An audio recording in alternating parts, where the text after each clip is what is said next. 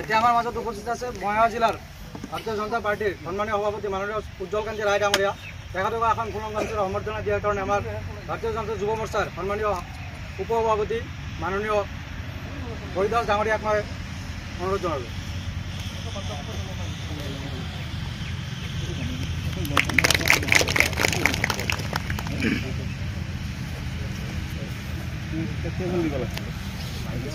আমাৰ মাজত উপস্থিত আছে কামতাপুৰ অটোনমাস কাউন্সিলৰ সন্মানীয় অধ্যক্ষ মাননীয় হিতেশ্বৰ বৰ্মন ডাঙৰীয়াক এখন ফুলং গামোচাৰে সম্বৰ্ধনা দিয়াৰ কাৰণে আমাৰ যুৱ মৰ্চাৰ সতীৰ্থক মই অনুৰোধ জনালোঁ।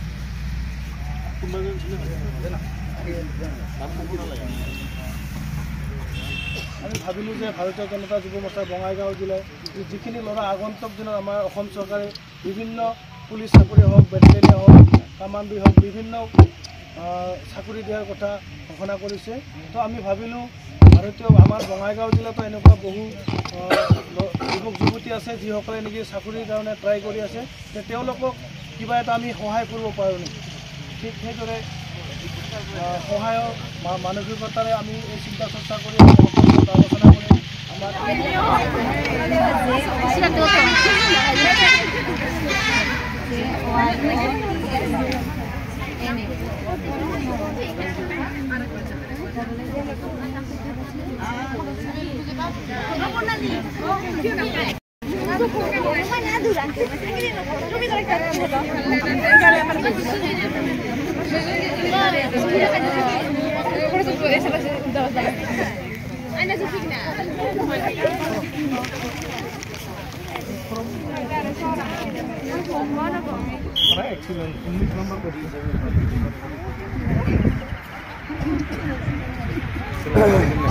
কি নাম তোৰ আছে